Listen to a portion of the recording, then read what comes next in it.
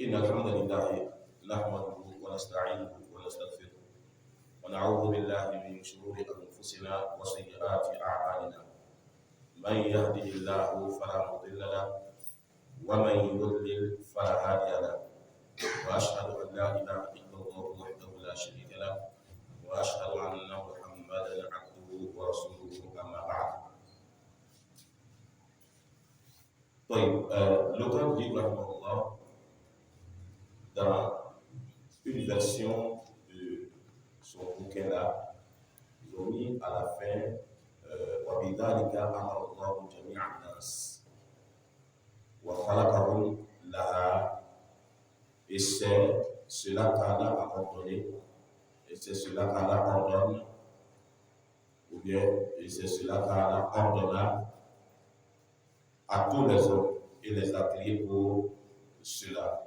Comme le dit Allah subhanahu wa ta'ala, وَمَا خَلَقْتُ الْجِنَّ وَالْإِنسَ إِلَّا لِيَعْبُدُونِ. Donc c'est ce qu'il a dit à la fin de ce paragraphe-là.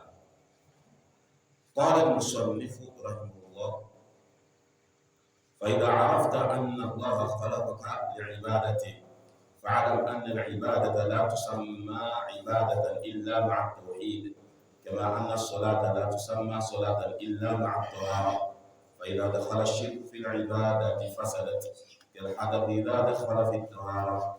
فإذا عرفت أن الشرك إذا خالط العبادة أفسدها وأحبط العمل وصار صاحبه من الخالدين في النار، عرفت أن أهم ما عليك معرفة ذلك، لعل الله أن يخلصك من هذه الشبكة وهي الشرك بالله الذي قال الله تعالى فيه: إن الله لا يغفر أن يشرك به ويغفر ما دون ذلك لمن يشاء، وذلك بمعرفة 4 قواعد ذكرها الله تعالى في كتابه. طيب، l'auteur du livre رحمه الله تعالى dit: فإذا عرفت, lorsque tu sauras, أن الله خلقك, qu'Allah t'a créé بعبادته pour son adoration. Comme il a dit dans le paragraphe précédent, qu'Allah t'a dit وَمَا خَلَقْتُ الْجِنَّ وَالْإِنسَ إِلَّا لِيَعْبُدُونِ. Donc il dit ici, lorsque tu sauras qu'Allah t'a créé pour son adoration, fa'alam, sache, fa'alam, sache.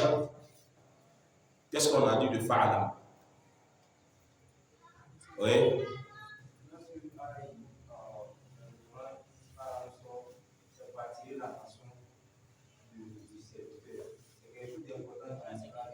Voilà, donc c'est pour attirer ton attention et pour te dire que ce qui vient après, c'est quelque chose d'important.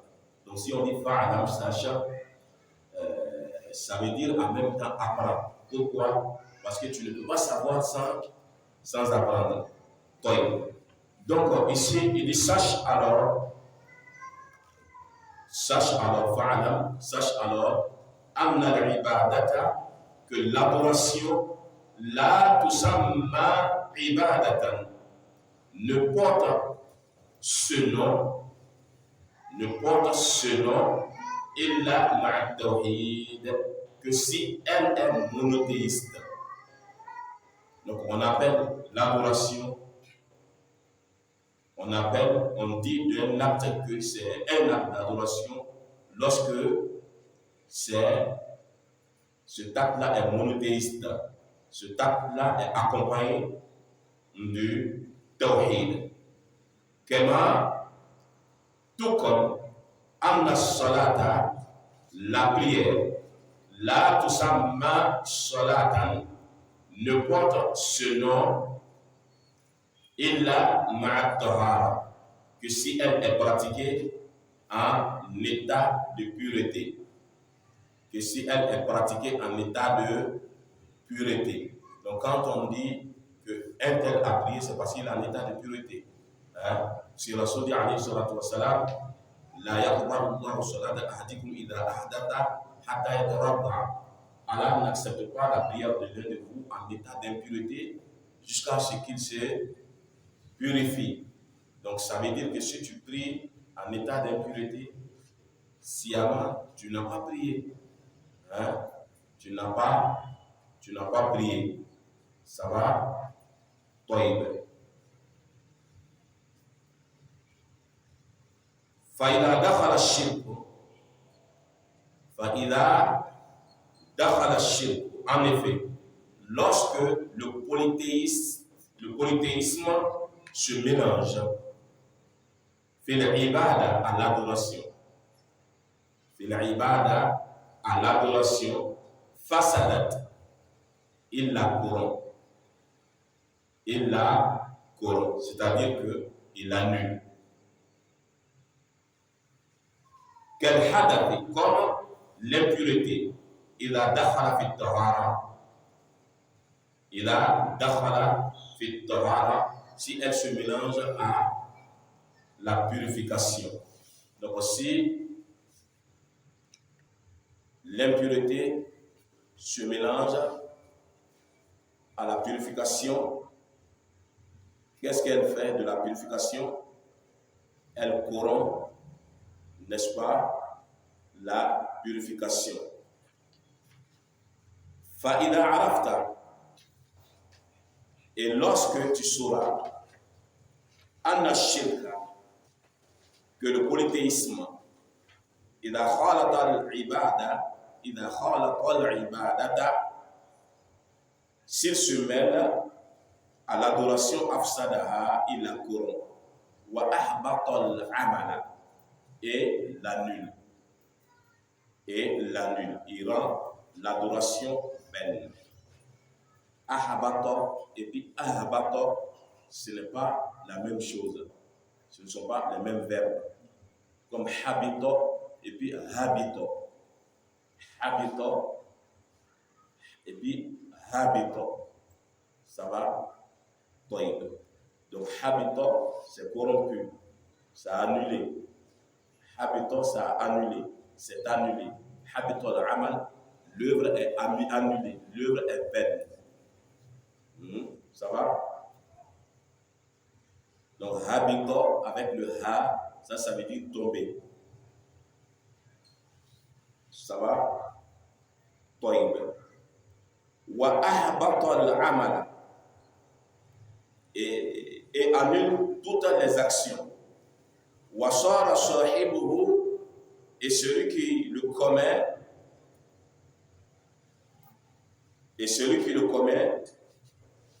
devient min al-khalidina, parmi les éternellement damnés finnar à l'enfer. Arafta, tu sauras dès lors anna ahamma ma alayka,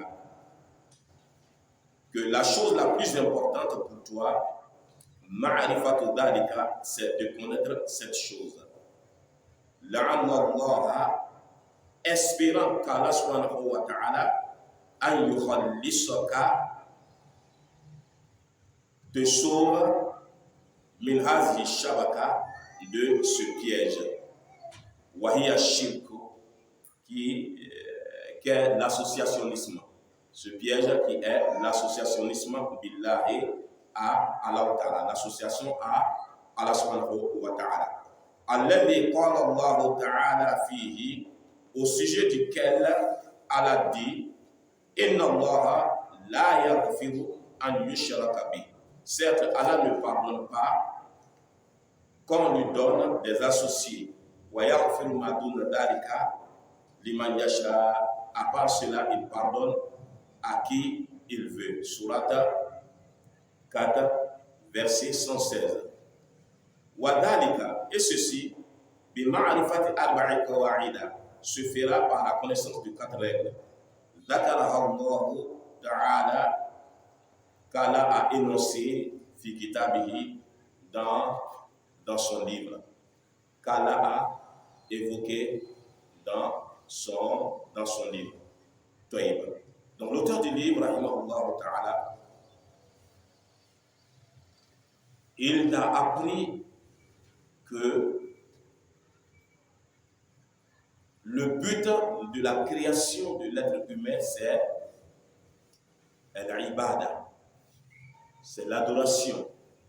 Donc ça veut dire qu'on n'a pas été créé pour manger, pour travailler pour ce bas monde. Mais la cause même de notre existence, c'est quoi? L'ibada. C'est l'adoration. Donc c'est pour cela, Allah subhanahu wa ta'ala nous a créés. Donc ça, c'est quelque chose sur laquelle tous les musulmans sont unanimes. Tous les musulmans sont unanimes que nous avons été créés pour l'adoration. Maintenant, l'auteur du livre te montre qu'est-ce que c'est que l'adoration. Ou bien en quel moment est-ce qu'on dit que l'être humain a adoré Allah subhanahu wa ta'ala. Donc il te dit par là, la tusamma al-ibadatu la tusamma ibadatan illa ma'a tawhid. Donc l'adoration ne porte que ce nom que s'il est monothéiste. Donc s'il est accompagné du tawhid. Donc qu'est-ce que ça veut dire? Celui qui prétend qu'il adore Allah subhanahu wa ta'ala, alors que cette personne n'unifie pas Allah, cette personne ne singularise pas Allah dans l'adoration, quel est le statut de cette personne-là? Hein? C'est un menteur dans sa prétention, il ment. Cette personne ment. Pourquoi? Parce que tout ce qu'il fait n'est pas adoration. La prière qu'il fait, le jeûne, la zakat, le hajj, et ainsi de suite, tout ce qu'il va faire, ce ne sont pas des adorations. Pourquoi ce ne sont pas des adorations? Hein? Parce qu'il donne un associé à Allah subhanahu wa ta'ala. Donc lui comme ça, ce n'est pas un véridique. Sa parole ne doit pas être prise en considération. Donc ça veut dire qu'il n'est pas un musulman. Il n'est pas un musulman. Donc si tu fouilles les musulmans, aujourd'hui, tu vas voir que beaucoup sont dans cette situation-là. Beaucoup sont dans cette situation. Pour eux, l'islam, c'est une association où chacun vient rentrer, chacun vient s'inscrire, il paye la participation et puis il va faire ce qu'il veut. Il paye la participation, maintenant il fait ce qu'il veut. S'il y a une réunion de l'association, il vient s'asseoir, il dit ce qu'il veut et puis il se retourne. Alors qu'en réalité, ce n'est pas ça.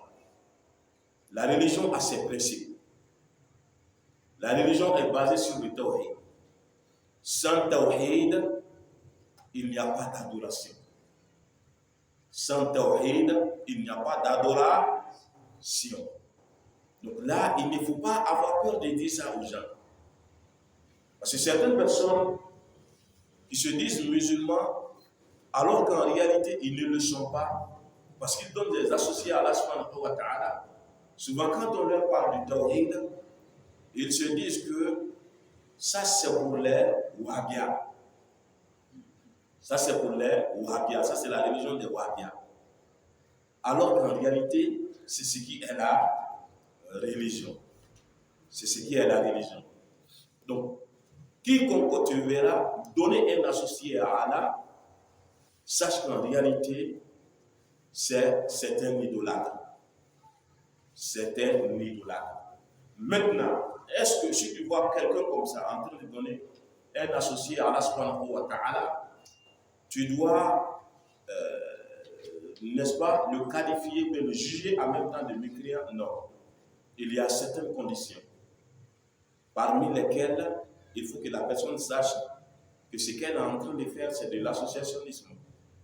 Bon, alors qu'aujourd'hui, ce n'est pas facile de dire qu'on n'entend pas le tawhid. Pourquoi? À cause des médias, les réseaux sociaux, on a la télévision, à la radio, donc, et ainsi de suite. Mais de manière générale, celui qui fait un acte d'idolâtrie c'est un idolâtre. Ça, c'est de manière générale. Mais de manière particulière, là, ça a besoin de certaines conditions. Comme si tu vois quelqu'un en train, il se dit musulman, il est en train d'adorer quelque chose d'autre. Et tu t'approches de lui. Tu dis, l'acte que tu es en train de faire, c'est de l'idolâtrie. Celui qui est dans ce genre de cas, s'il meurt, il va à l'enfer. Donc ça, c'est ton devoir. C'est ton devoir. Parce que Rasul dit, alayhi salatu wassalam, man ra'a minkum munkaran falyughayyir biyadihi, fa in lam yastati' fa bilisanihi, fa in lam yastati' fa biqalbihi, wa dhalika ad'afu al-iman. Quiconque voit un acte répréhensible parmi vous, qui le change de sa main. S'il ne peut pas, qu'il le change de sa langue. S'il ne le peut pas, qu'il le change de son cœur. Donc, le changer de la main, là, si tu es autoritaire. Dans le cas contraire, tu passes à la deuxième étape, qui est la parole. Si ce n'est pas possible, tu passes à la troisième étape, qui est le cœur. Donc, le changement par le cœur, qu'est-ce que ça veut dire? Est-ce que ça veut dire que tu restes là-bas? Tu dois détester la chose, un. Deuxièmement, tu quittes les lieux. Parce que tu ne peux pas parler. Donc, qu'est-ce que tu fais? Tu quittes les lieux. Ne s'assois pas pour dire que ce qui est que je déteste. Non, il faut quitter les lieux. Donc, ici, il faut retenir ce que l'auteur de livre te dit. Il te dit que l'adoration ne porte ce nom que s'il est monothéiste, c'est-à-dire que s'il est basé sur le tawhid. Donc, si ton adoration n'est pas basée sur le tawhid, sache qu'en réalité, tu n'es pas un homme de la religion islamique. Tout au contraire, tu es un mouchrik. Ça va? Maintenant, l'adoration, qu'est-ce que c'est? On l'a défini. On a dit que l'adoration a combien de sens? Deux sens. Oui, un sens attribué au serviteur et puis un sens attribué à l'œuvre. Donc un sens attribué au serviteur et puis un sens attribué à l'œuvre. Donc l'auteur de livre,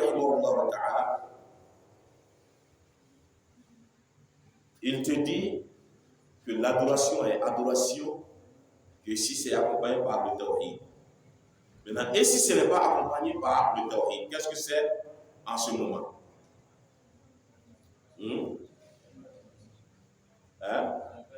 Ce n'est pas une adoration. Il te dit c'est comme la prière. C'est comme la prière. Si tu pries en état d'impureté, tu n'as pas prié. Ce n'est pas une prière que tu as faite. Donc, si jamais le shirk se mélange à l'adoration, il corrompt l'adoration. Et de la manière dont l'impureté corrompt la purification lorsqu'elle s'y met. Maintenant, il te dit que si tu sais que le shirk, lorsqu'il est mêlé à une adoration, il annule l'adoration. Et ce n'est pas seulement cette adoration que le shirk annule. Il annule toutes les adorations que tu as déjà faites. Ça va? Maintenant, qu'est-ce que c'est que le shirk? Qu'est-ce que c'est que le shirk? Oui? Oui? Oui? Voilà, le shirk, quand on dit ashirk,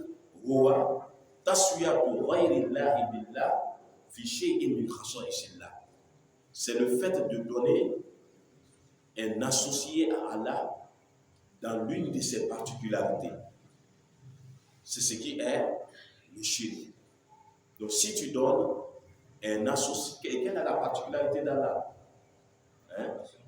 l'adoration et puis, oui, voilà, la seigneurie, l'adoration, les noms et puis de ses attributs. Allah est unique en tout ça. Donc celui qui donne un associé à Allah dans l'une de ses particularités, la personne a fait ce qu'on appelle le shirk. Ça va? Oui. Allah a dit des gens de l'enfer qu'une fois qu'ils se retrouveront en enfer, ils diront Tallahi in kunna la fi dhalalin mubin idha nusawwikum bi rabbil alamin. Ils diront par Allah, nous étions dans un égarement évident. En quel moment? Hein?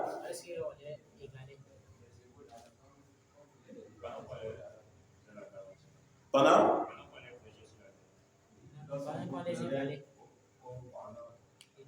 Lorsqu'on vous prenait comme des égaux d'Allah, hein? Lorsqu'on vous prenait, on vous prenait comme les égaux d'Allah subhanahu wa ta'ala. Donc le fait d'égaliser, de prendre quelque chose comme un égal d'Allah, c'est ce qui est le shirk. Tallahi in kunna la fi dhalalin mubin iz nusawwikum bi rabbil alamin. Donc le shirk, c'est de donner un égal à Allah dans l'une de ses particularités. Hein? Quelle que soit la particularité d'Allah, si tu lui donnes un égal dans l'une de ses particularités, sache qu'en réalité, tu as laissé la religion. Toi. Donc l'auteur du livre te dit, le shirk, l'associationnisme, ça annule les adorations. Donc, par exemple,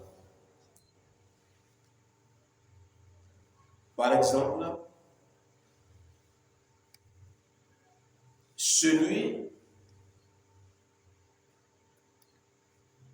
qui adore Allah subhanahu wa ta'ala sans lui donner un associé.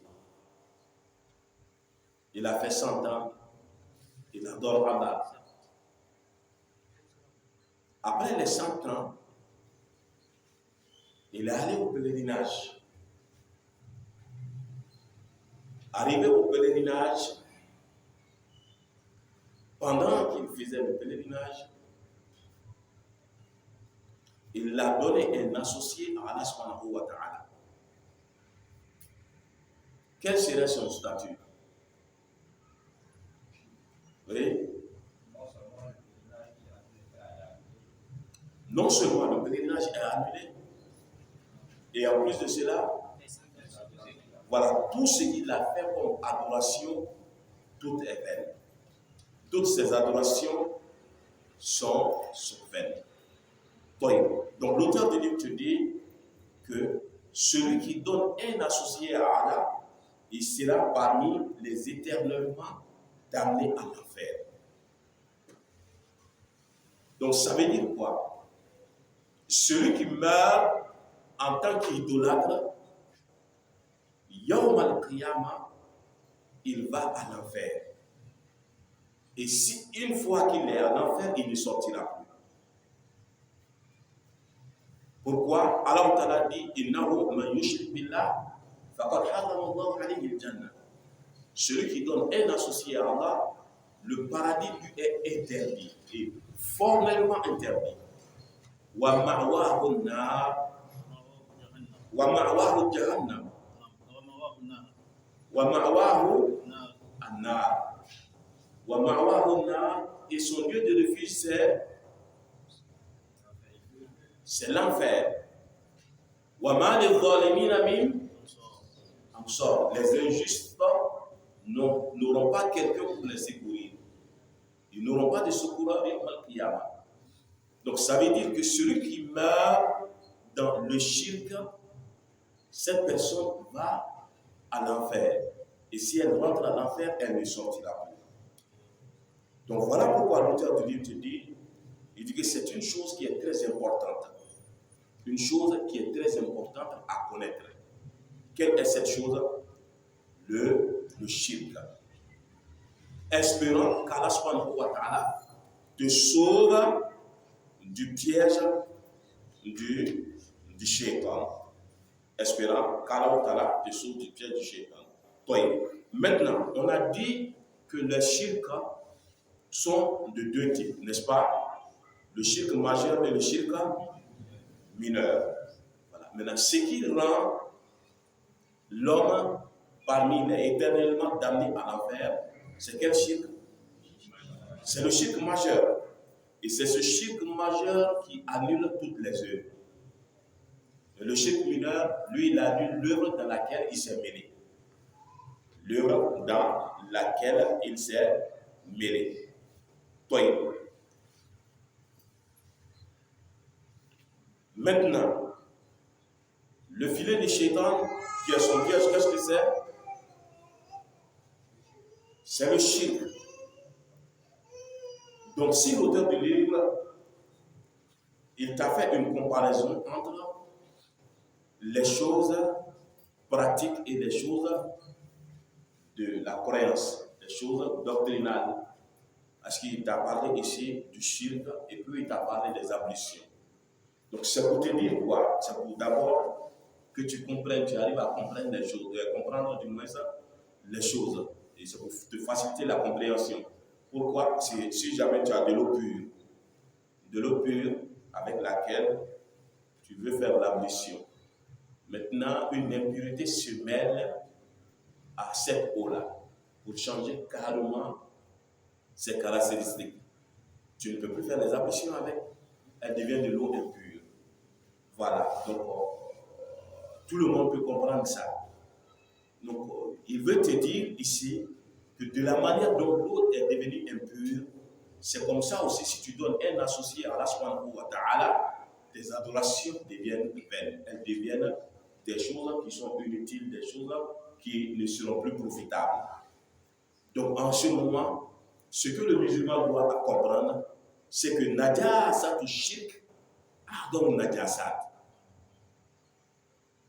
L'impureté de l'associationnisme, c'est la plus grande des impuretés. Ne voyez-vous pas que Allah Ta'ala dit dans le Coran, innamal mushrikuna najasun. Les idolâtres ne sont qu'impuretés. C'est de quelle impureté qu'il s'agit? Le shirk, bien sûr, l'impureté sensorielle. Donc ça, c'est la plus grande impureté. De la manière dont, lorsque le serviteur veut prier, on lui demande de purifier son corps, de purifier ses vêtements, de purifier l'endroit où il doit prier. Donc c'est de cette même manière qu'il est ordonné de purifier sa langue, des paroles d'idolâtrie, de purifier son cœur, des croyances d'idolâtrie, et également de purifier ses membres d'actes d'idolâtrie. Est-ce qu'on se comprend?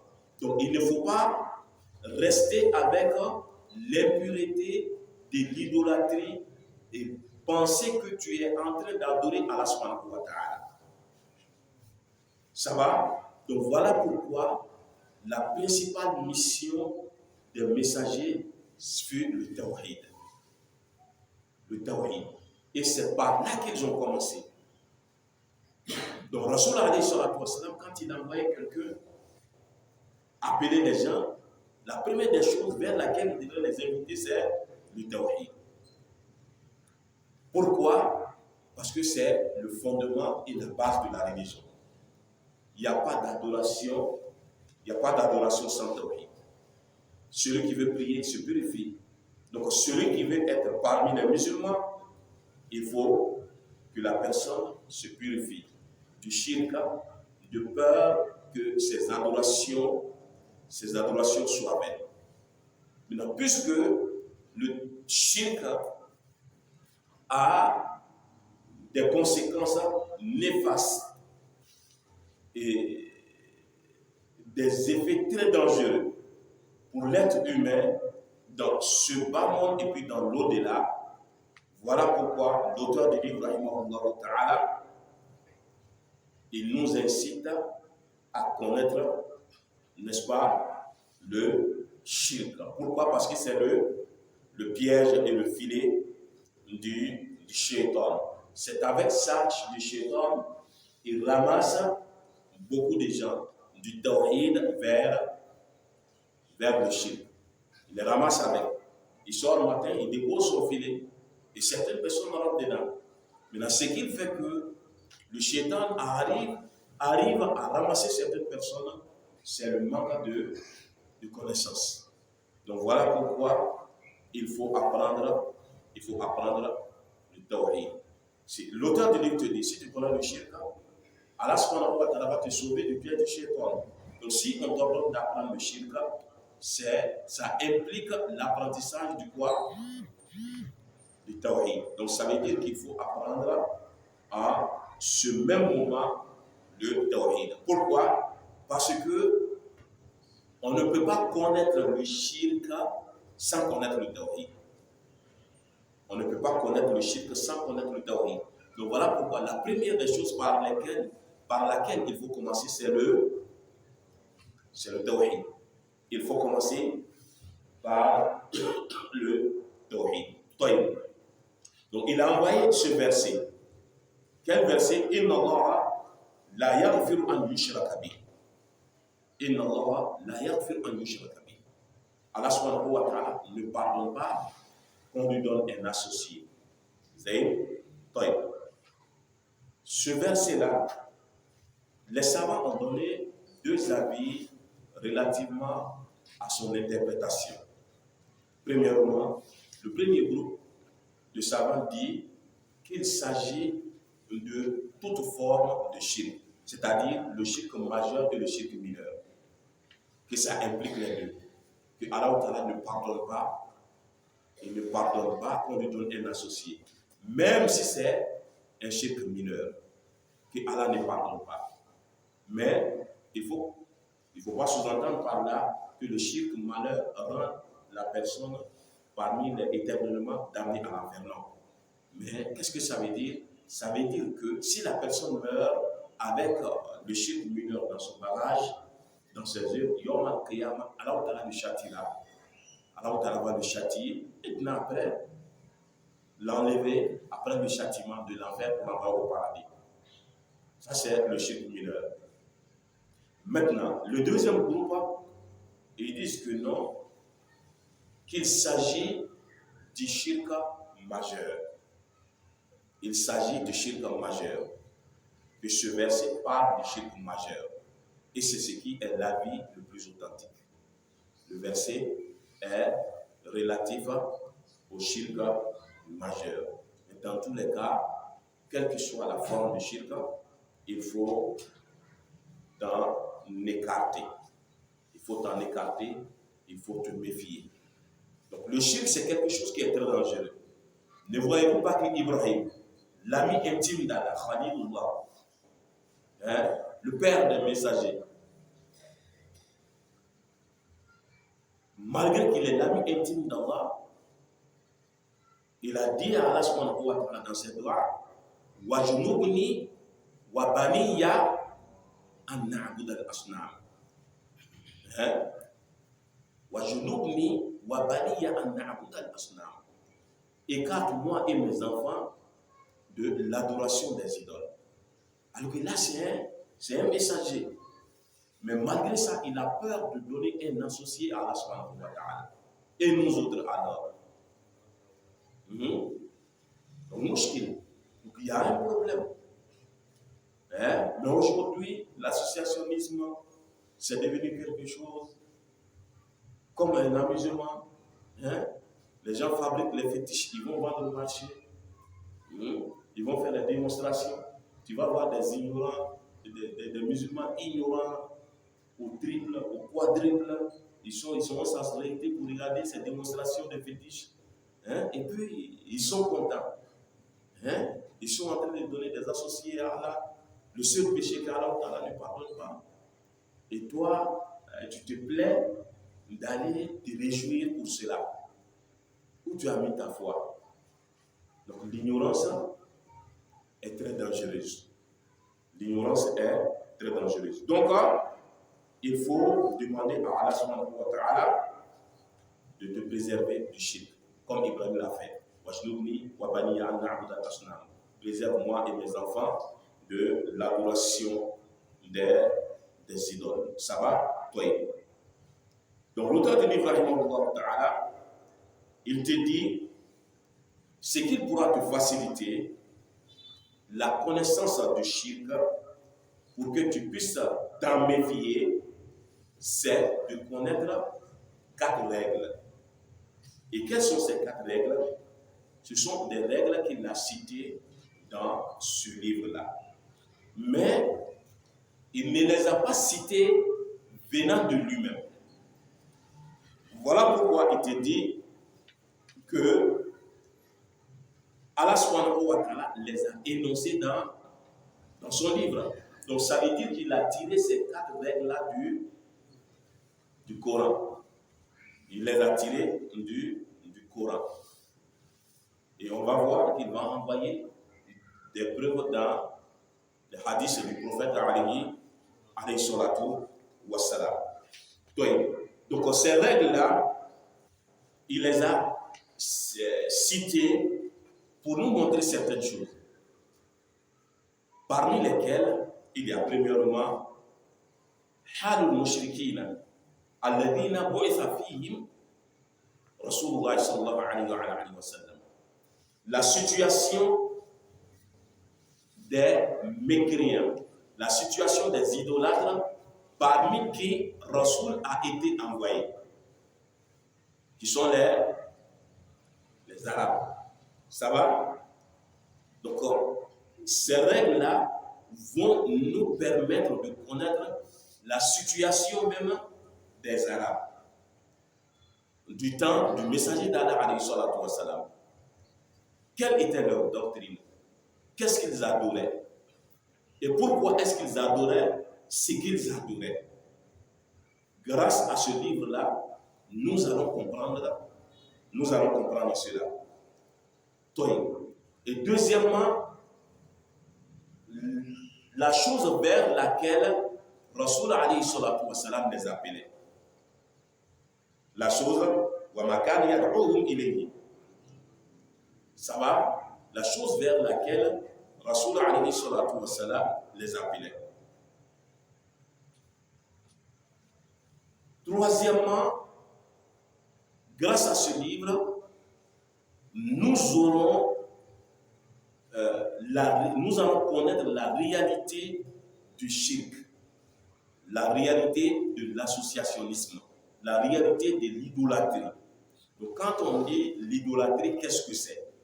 Donc l'auteur du livre, il va nous démontrer la réalité du shirk. Et quatrièmement, il va nous montrer la distinction qu'il y a entre la religion musulmane et la religion des idolâtres. Ça va? Donc à travers ce document-là, nous allons comprendre, n'est-ce pas? Nous allons comprendre cela, ce que nous venons de citer. Donc si tu veux, tu peux dire le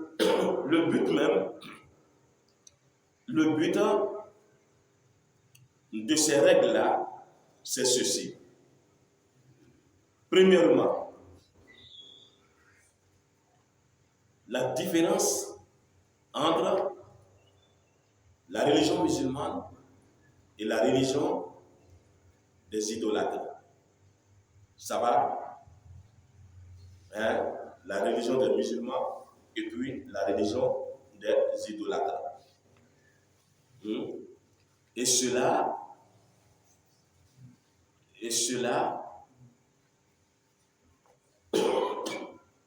revient à deux choses. Premièrement, ça va nous permettre de connaître la religion avec laquelle Rasoul a été envoyé. Et deuxièmement, ça va nous permettre de connaître la situation des idolâtres. C'est ce que nous avons déjà dit. Ça va? Donc l'auteur du livre, il a tiré ça du livre d'Allah subhanahu wa ta'ala. Donc frères en islam, si jamais nous nous concentrons sur ce livre-là, nous allons comprendre très facilement ce que nous venons de citer, la religion musulmane et la situation, n'est-ce pas, des idolâtres vers qui Rasoul a été, parmi qui Rasoul a été envoyé. Alors que si on connaît ça, donc ça va nous enseigner en même temps, ou bien on saura en même temps que qu'est-ce que c'est que le shirk et qu'est-ce que c'est que le tawhid. Et si on connaît la religion que Rasoul a amenée et on connaît la situation des idolâtres, on n'aura plus de problème. Maintenant, ce que nous devons faire en ce moment, c'est de mettre en pratique, n'est-ce pas, le tawhid et éviter le shirk et puis annoncer le tawhid. Donc si on apprend, on met en pratique et puis on annonce. Ça va, tawhid. Donc c'est pour nous dire que c'est un livre qui est très riche. C'est un livre qui est très riche. Donc c'est un livre à ne pas négliger. On va voir que le format, il est petit en format, mais il est très riche. C'est-à-dire pour comprendre le tawhid, on peut facilement comprendre le tawhid avec ce document. Hein? Et de même que le shirk. De même que le shirk. Maintenant, si on l'apprend, on prend le temps de lire et de relire. Il ne faut pas étudier et puis tu vas le déposer. Comme certaines personnes le font. S'il a fini d'étudier un livre, il va le garder. Il va prendre un autre livre, il finit d'étudier, il va le garder. Ça, ce n'est pas une manière d'apprendre. Quelqu'un peut avoir un seul livre qu'il lit et puis il relit.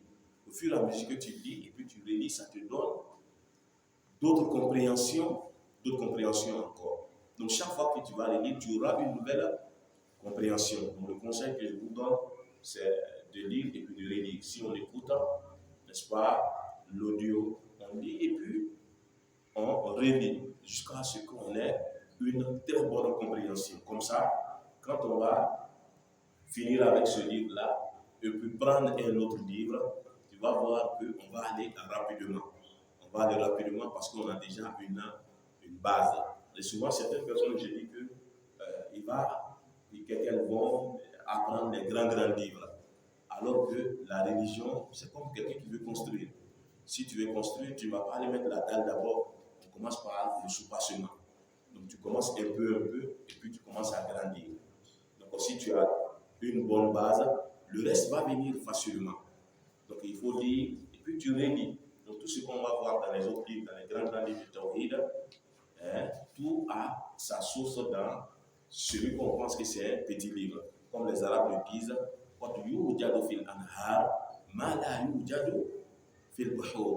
il dit qu'on peut avoir certaines choses dans les rivières qu'on n'a pas dans les fleuves. Certaines choses qu'on peut avoir dans les rivières qu'on n'a pas dans les fleuves.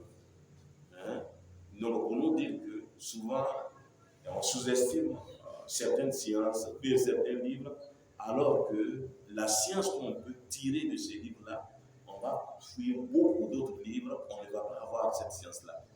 Car on donne la compréhension. Donc, ce livre-là, surtout dans le Mazhab Malik, l'Akhdari qu'on étudie, c'est un livre aussi, c'est très riche. C'est très riche, surtout dans les sujous de Sahara. Celui qui l'a étudié, tu l'as compris, tu n'auras plus besoin d'aller interroger quelqu'un sur le sujet de Sahara. Tu n'auras plus besoin d'aller interroger quelqu'un dessus. Voilà, mais souvent on se dit que la science est vivante. Alors que quand tu commences, c'est là qu'il y a la science. Il ne faut pas te dire que c'est après que ça va venir. Ce que tu apprends, mets en pratique. Tu arrives dans un milieu, on t'interroge. Ce que tu as appris, c'est ce que tu dis. Ce que tu as appris, c'est ce que tu dis. On ne se dit pas que non, j'ai appris, donc je vais attendre d'abord jusqu'à devenir un grand savant avant d'annoncer ce que j'ai appris. Sinon, ce que tu as appris, il ne faut pas ajouter, il ne faut pas aussi diminuer. Ce que tu as appris, c'est ce qu'il faut annoncer. Là, ce que tu ne connais pas, on ne parle pas de ça. Ça va quand on donne la compréhension.